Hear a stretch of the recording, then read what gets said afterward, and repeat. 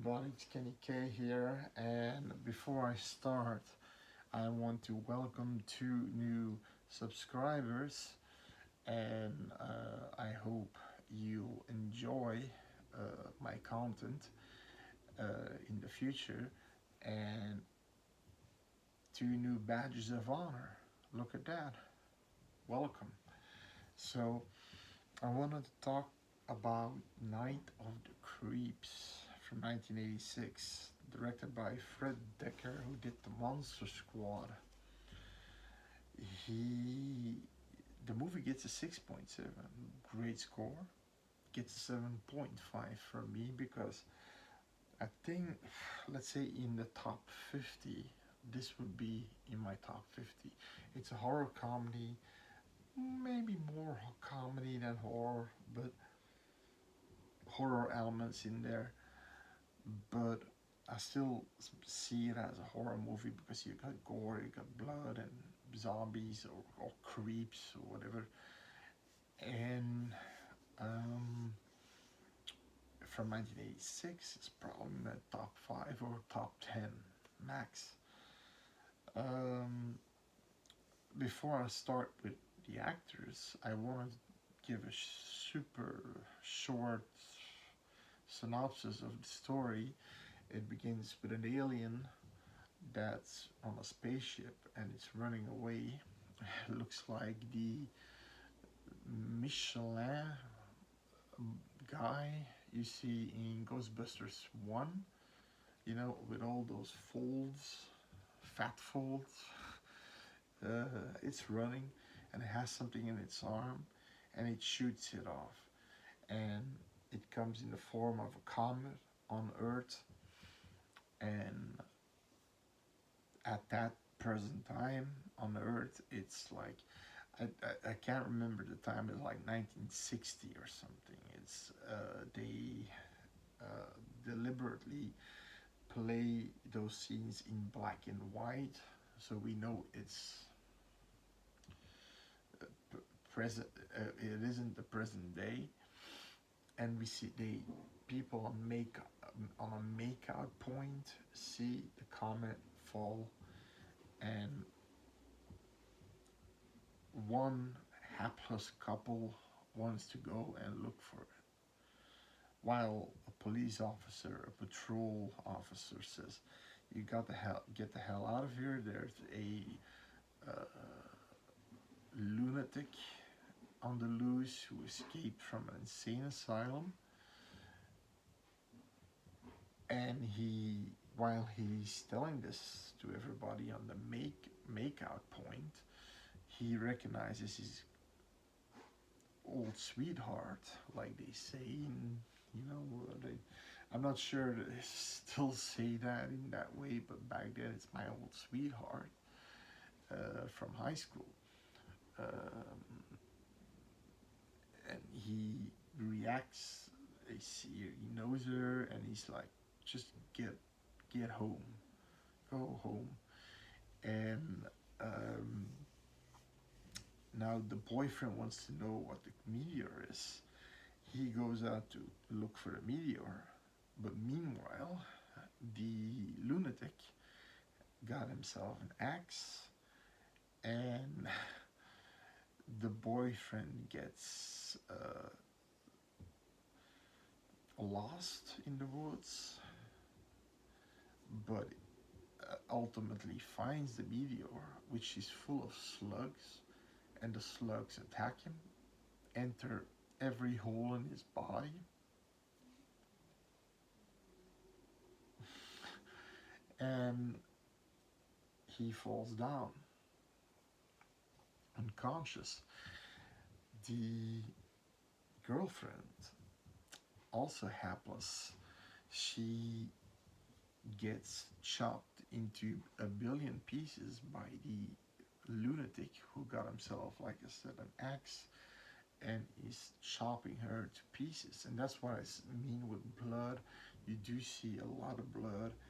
The car's full of blood, and the cop who knew her ex, has her hand in his arms, and he says, okay, you motherfucker. He takes his snub nose shotgun and he starts to blow him. He blows the hell out of him. Buries the uh, buries the because it's he was 2 weeks on the job, rookie police officer, and what he did wasn't really.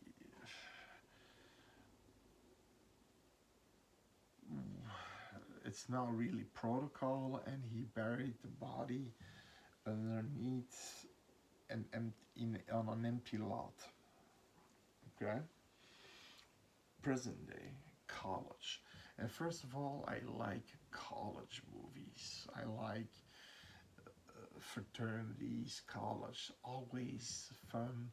You got a lot of people that can die in different ways, and also you've got a lot of different characters you like or hate. Now, talking about the actors, Tom Atkins, the legendary Tom Atkins. And why is he legendary? He owns the screen. He's a guy who owns the screen.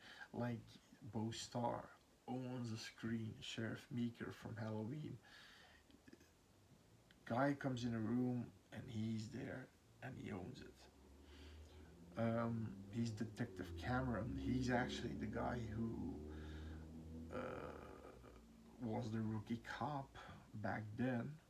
Now he's a detective, but he doesn't. He lives in a crummy apartment and he's not happy. He's drinking.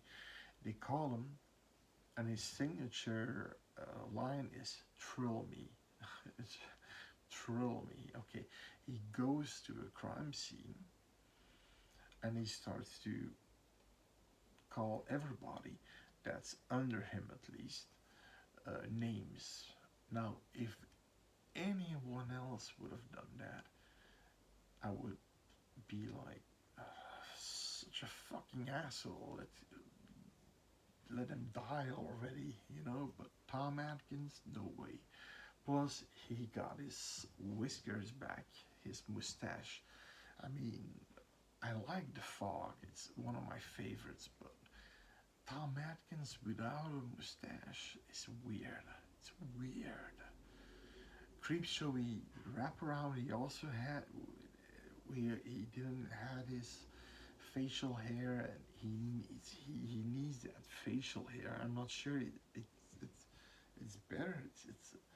It's an opinion. It's an opinion. He may like it, but I don't think he likes it because I think he had a lot of critique apparently because after The Fog and Creepshow, he always had a mustache in every movie he came after that.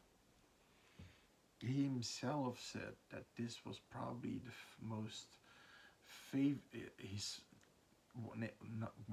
his favorite movie he ever worked on. He likes Fred Decker. And he liked the character Cameron. You have Jason Lively.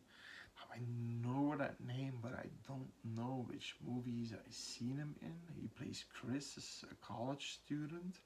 His dorm buddy is Steve Marshall, called AJ. Um, and then you have Chris, his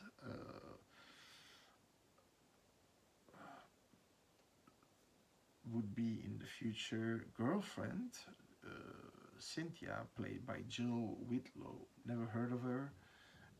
Probably played in some movies, but it's her first role, so, or one of her first roles, it said.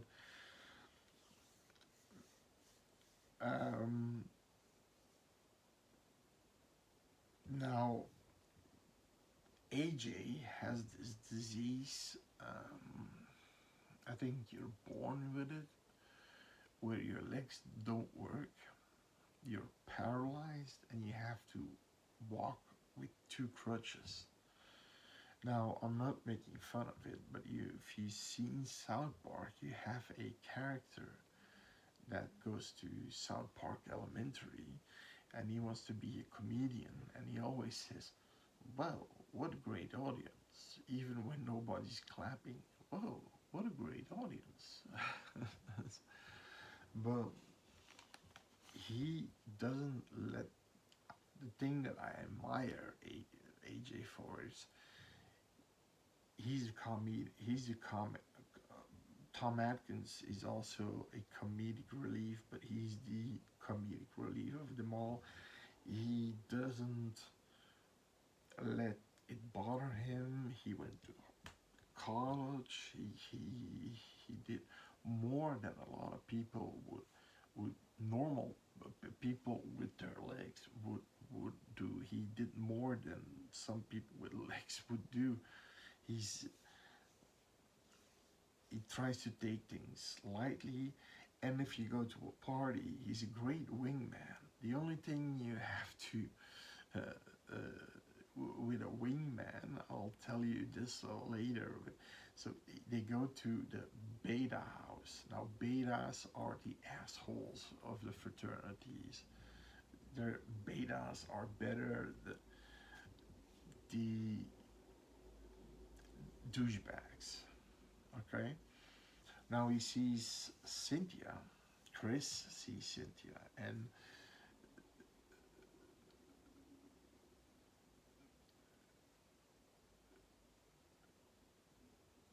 AJ immediately goes to Cynthia, asks her name and this, and look at that hunk there, and Chris is trying to hide. Now, if you have a wingman, the purpose of a wingman is that he will introduce somebody, he will introduce his friend that's nearby and immediately have a conversation because a wingman can work in the opposite way where the girl actually likes the wingman because he has the courage to talk with her, you know. Um, but eventually she does like Chris, and they uh, they go and get to be a couple. So, uh, but they wanna join the fraternity, the betas, and you've got the leader of the betas is this blonde haired, and I'm not sure it's his natural hair color. It's with a perm. And the Brad is his name. He's the leader. He calls himself the Bradster. He has a license plate with the Bradster on. He's actually Cynthia's boyfriend, but Cynthia actually says it's more of an on and off thing. And they have to do a little task. So they have to steal a corpse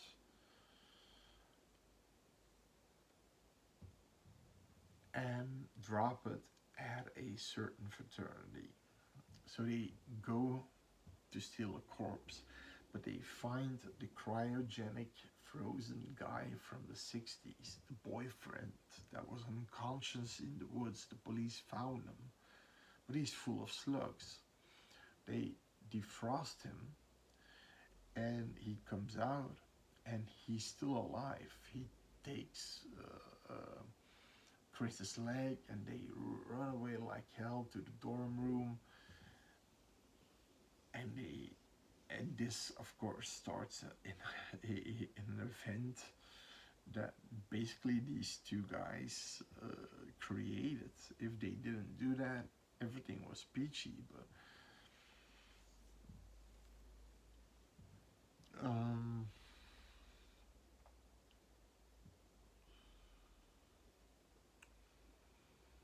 I like Tom Atkins at some point investigates Chris and AJ, calls him.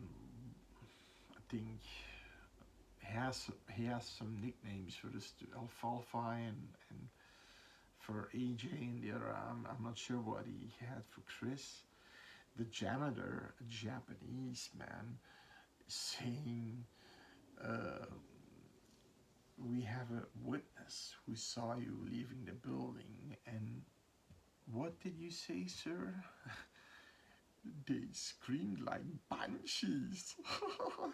Banshees. Yeah, okay, so it was, he was so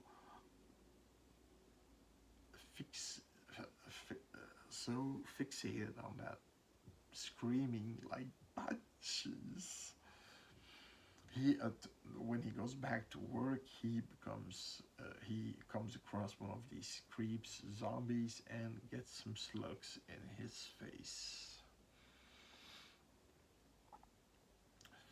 Now, the this movie is not only uh, has some horror in it, because I think the special effects were done by Greg Nicotero, and Nicotero being the student of Tom Savini.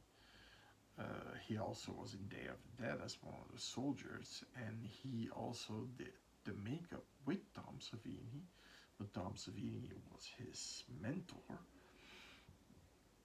or at least somebody who he looked up to. Um, he was longer in the business, that's for sure.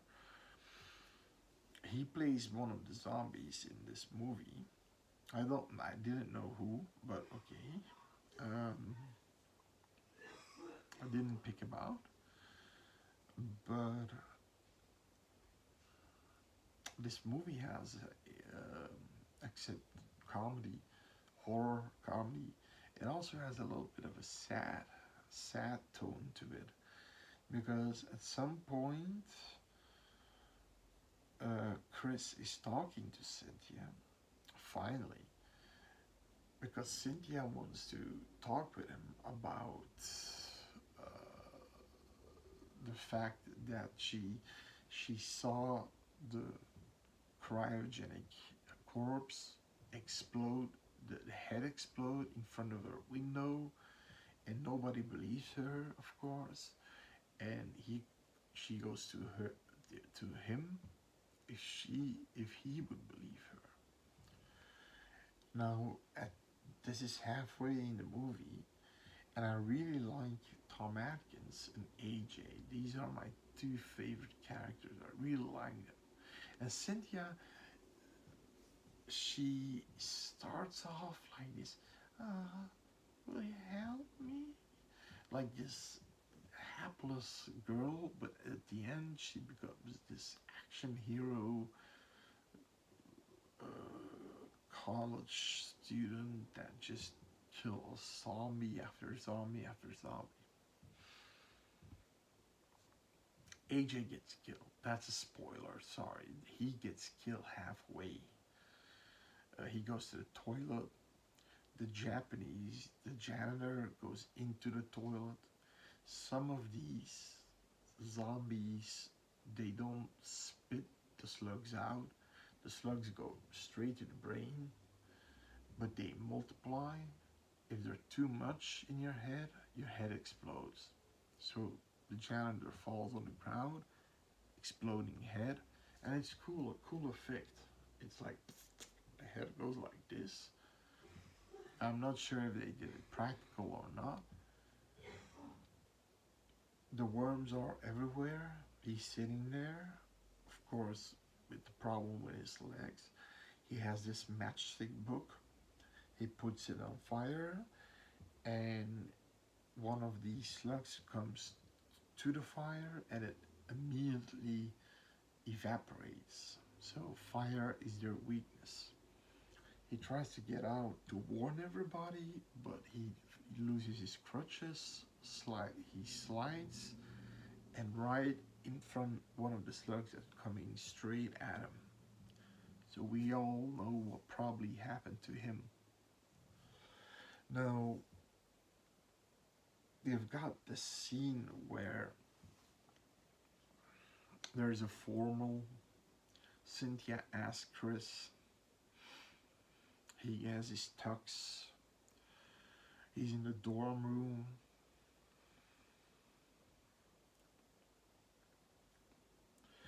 and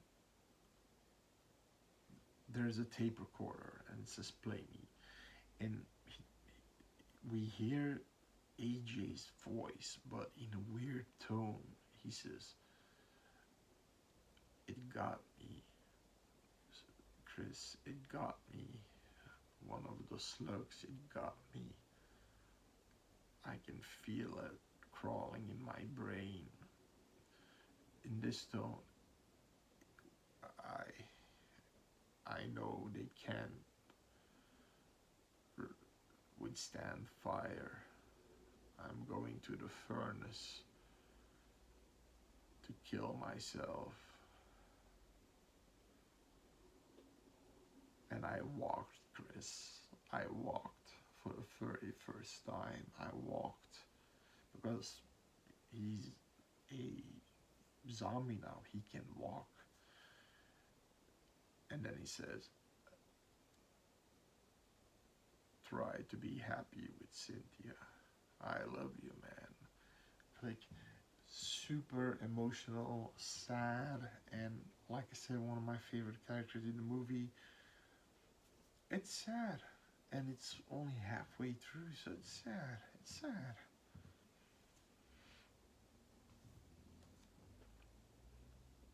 I mean, Detective Cameron at some point wants to commit suicide.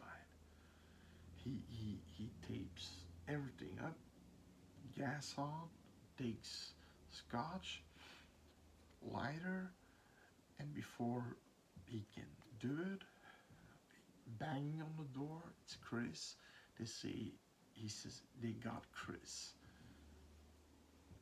Now what happens, there's this cool moment, the empty plot where Detective Cameron buried the axe murderer is now coming back, but the house mother has built her house on there. So you see, and that's a creepy moment. You see something bursting through the wood panels of the ground, the wood panels, and it comes out. What comes out is a decaying axe murderer, still with his axe. He slams her. You don't see the wound, but you see the blood spraying. And then when Detective Cameron comes, he arrives. The coroner is like this fat jelly donut eating idiot who says, "If we're gonna be all we're gonna be here all night if we want to collect all the pieces." He knows who this is. He takes his snub nose out of his car, the shotgun where he killed him initially with. They come across him, they see him, and it's a cool scene between him and Cameron that he yells, "I killed you before." It's a cool scene. It's a cool scene. Of course, the slugs roam free and just pass the cops, and that's something they didn't count on, but okay, that's a cool scene. Another cool scene is when the house mother's dog is now also a zombie dog. Uh, Everybody of the Beta house has a date with the Kappa house, except Cynthia, who's also the leader of the Beta, no, Kappa house, and Brad being the leader of the Beta house. He doesn't have a date. Cynthia does with Chris, and he's running around in front of the Beta house with his Kappa house with his red Lacoste t-shirt and drinking, and he gets a slug from the dog in his mouth, and you get this super funny scene where he's knocking on the door and somebody opens. They don't see it's a zombie, bulging white eyes, gray skin. Cynthia, it's Brad. Okay, she comes out, she takes his hand, walks to the steps, and sit down. He sits down. She explains like half a minute that she had that it's done. We have to move on. And then the zombie had enough, and he's starting to, you know, and just in the nick of time, Chris and Detective Cameron come to the rescue. Now they got themselves a flamethrower. This is interesting. Why? Because he, Detective Cameron goes to the weapon depository in the police department and he asks for a flamethrower. Who's behind the counter? Dick Miller. Who knows Dick Miller? Gremlins, Terminator, The Howland, multiple movies. You know, he's such a good actor that I actually liked that he had a bigger role in something. I think the biggest role he had was in Gremlins 2, where he kills the Bat Gremlin on Madison Square Garden.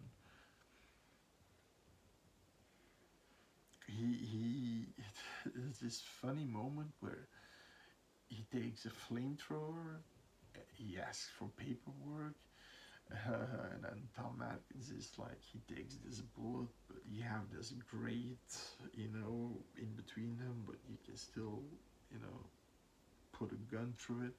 He takes his shotgun bullet, puts it in his snub nose, and then aims it at Dick Miller, and he says, "Okay, we have a problem here." And Atkins, "Oh yes, we do." He's fantastic. There's this scene where apparently all the so the dog, the zombie dog,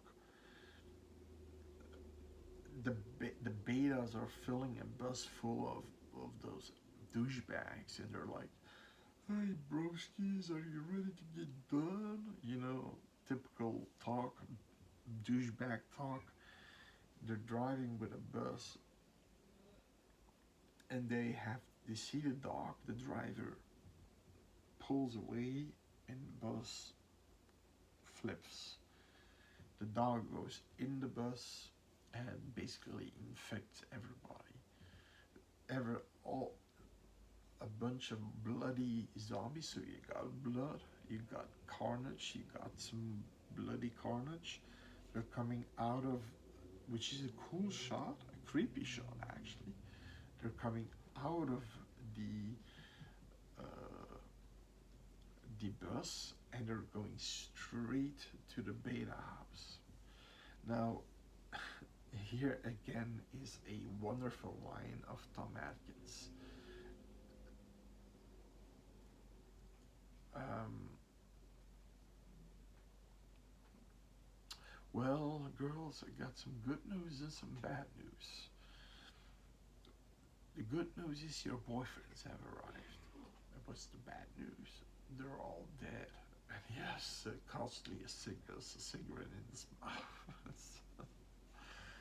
He's cool. He's super cool. Now, inside, Detective Cameron is fighting the zombies. Inside, outside, it's Chris with Cynthia, and that's there where she redeems herself as a hard lady. She controls a flamethrower. They're a perfect team. He blows up a zombie's head, and she puts the head immediately when he shoots the head open. Worms come out, fire. All the slugs are dead. The only thing that I kinda think is unrealistic is that he fires a lot of bullets and he doesn't reload with his snub nose shotgun. So a shotgun that's like this big, yeah, something like this big, and I know the bigger the barrel, the more bullets it can hold. That's something I heard. If I can't be wrong on that, but these shorter shotguns usually with 4 or 5 bullets, but okay. nitpick, not an expert, not a gun nut, know it from video games. Um,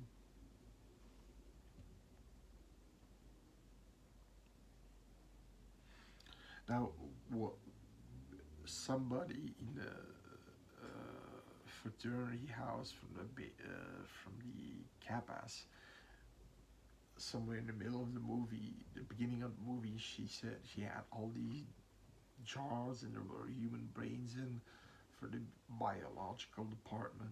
They said, okay, put it in the basement. I don't want it here. Now, of course, these slugs are attracted to these brains. And that's also the reason why they're all going to the beta house.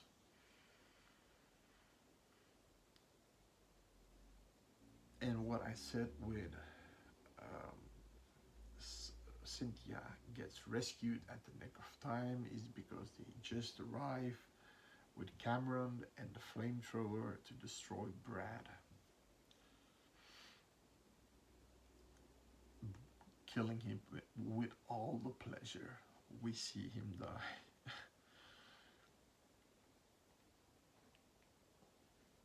Now, Cameron is gonna try to redeem himself, and that's something that he does. And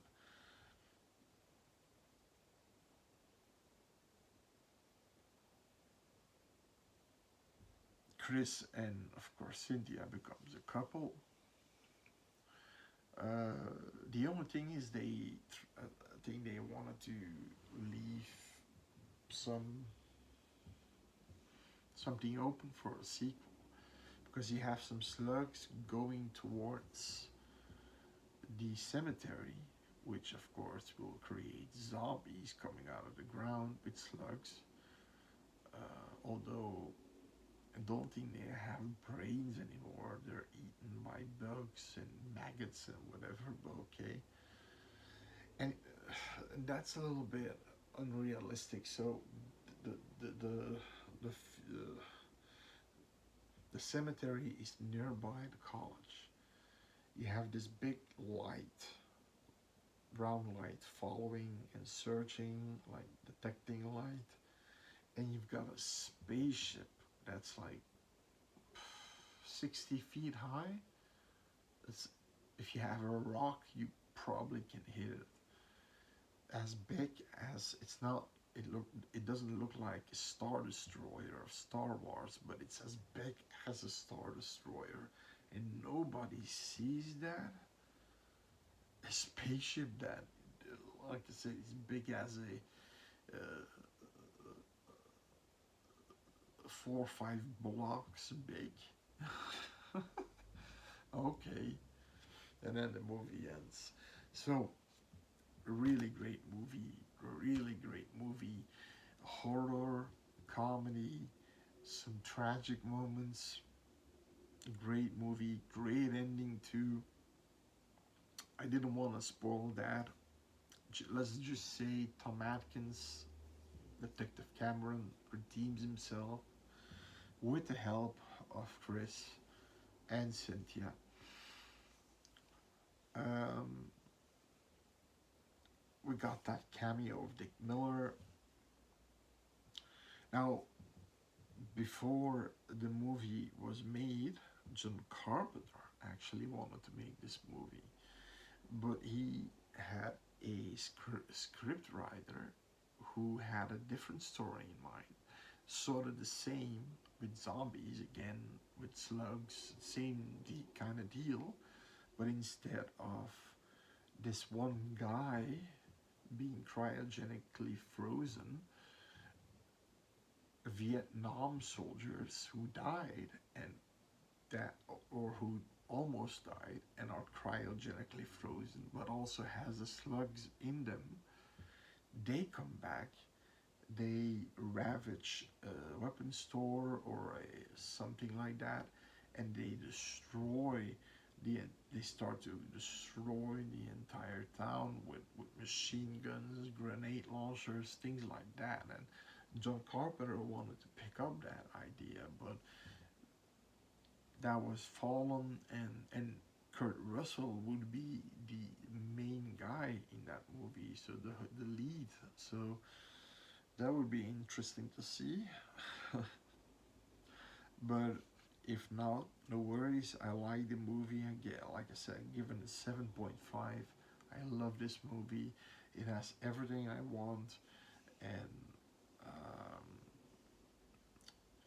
it's certainly, if it's from 1986, it's my top. I'm taking my top 10 max. So it's uh, I think it's a recommendation. If you want to see it, I highly recommend it. If you didn't see it yet, because it's a rather famous style. Uh, if not, try to give it a chance. Bye and see you next time.